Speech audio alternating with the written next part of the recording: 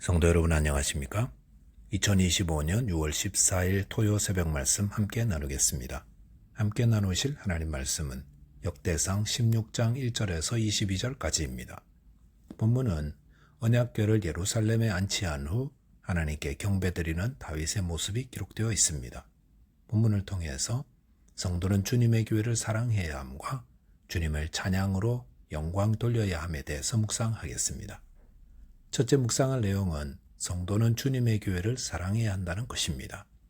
본문 1절에 보시면 하나님의 궤를 메고 들어가서 다윗이 그것을 위하여 친 장막 가운데에 두고 번제와 화목제를 하나님께 드리니라 하였습니다. 드디어 다윗이 그토록 갈망하던 언약궤가 성막에 안치되었습니다. 언약궤는 장막 가운데에 두었다고 했는데 아마도 지성소를 의미한다고 여겨집니다. 그런데 언약궤를 안치하면서 다윗은 얼마나 감격하고 기뻐하고 있습니까? 역대상 15장 29절에 보시면 언약궤가 다윗 성으로 들어올 때에 다윗은 춤추며 뛰어놀았다고 하였습니다. 그리고 언약궤를 장막 가운데 두고 번제와 화목제를 하나님께 드렸습니다. 다윗이 왜 이처럼 기뻐한 것입니까? 그것은 언약궤가 더 나은 자리에 있게 된 데 대한 기쁨이 아니었나 생각합니다. 이전까지 언약궤는 숲으로 둘러싸인 시골에 묻혀 있었습니다. 어디에 있었는지 사람들은 알지도 못한 곳에 있었습니다. 그러니 몇몇 사람만 그 언약궤를 가까이 하며 섬겼습니다. 하나님께서는 그의 백성 가운데 계시며 영광을 받으셔야 합니다. 그런데 사람들에게서 언약궤가 잊혀졌다는 것이 다윗의 마음을 아프게 했다 할 수 있습니다. 그러다가 이제 공적인 장소인 왕실이 있는 성읍으로 옮겨졌습니다.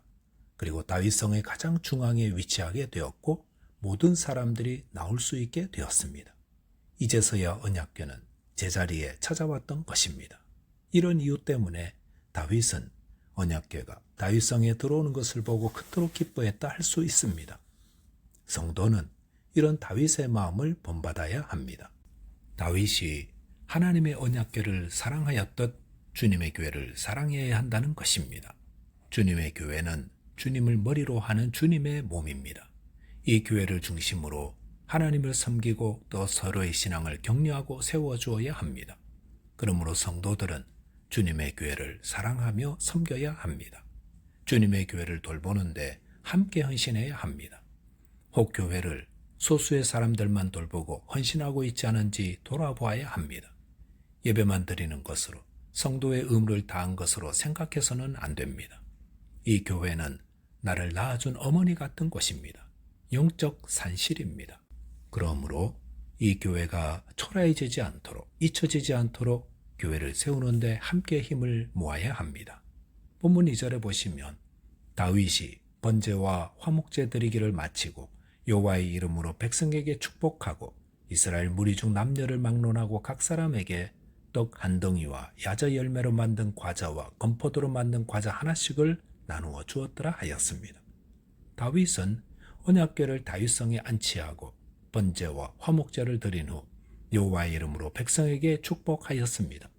그리고 그곳에 참여한 백성들은 남녀를 막론하고 각 사람에게 떡 한 덩이와 야자 열매로 만든 과자와 건포도로 만든 과자 하나씩을 나누어 주었다 했습니다. 그런데 거기 모인 백성들의 수가 얼마나 많았겠습니까? 그 많은 사람들에게 떡과 과자 2종류씩 주려면 도대체 얼마나 많은 재정이 들어가야 했겠습니까? 하지만 다윗은 왜 이렇게 했던 것입니까?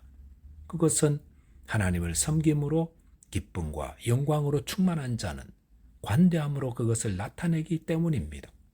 우리가 하나님을 순전한 마음으로 섬김으로 위로부터 내리는 은혜와 영광을 맛본다면 그것을 이웃과 함께 나누게 됩니다.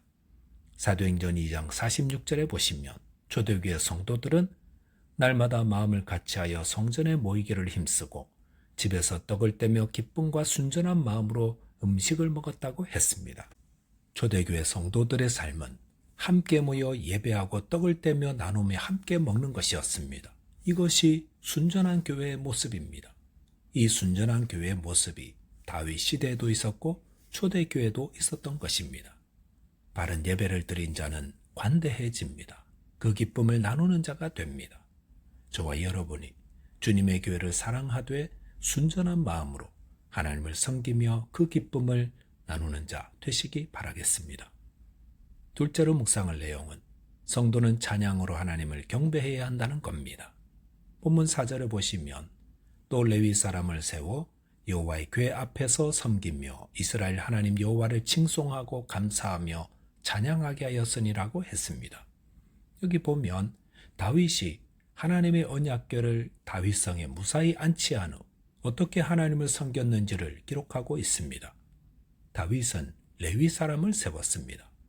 그래서 그들로 여호와의 궤 앞에서 섬기되 하나님을 칭송하고 감사하며 찬양하게 하였습니다. 그런데 이것은 다윗의 머리에서 나온 것이 아닙니다. 역대하 29장 25절 세번역 성경으로 보시면 왕은 주님께서 다윗 왕에게 지시하신 대로 레위 사람들을 시켜서 주님의 성전에서 심벌즈와 검은고와 수금을 연주하게 하였다. 이것은 주님께서 다윗 왕의 선견자 갓과 나단 예언자를 시켜서 다윗 왕에게 명령하신 것이었다라고 하였습니다. 여기 보면 하나님은 선지자들을 시켜 다윗 왕에게 레위 사람들을 시켜 주님의 성전에서 여러 악기를 연주하게 명령하였습니다. 즉 다윗이 언약궤를 안치한 후 레위 사람들로 여호와의 궤 앞에 섬기게 한 것은 하나님의 명하신 것이며 하나님의 뜻이라는 것입니다. 이것은 무엇을 의미하겠습니까?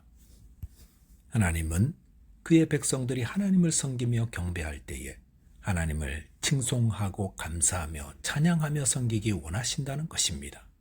성도 여러분, 하나님을 섬기며 경배할 때에 하나님을 칭송하며 감사하며 찬양하시길 바랍니다.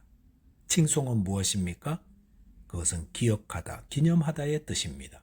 즉 다른 사람들로 하여금 기억하게 하는 것이 칭송입니다.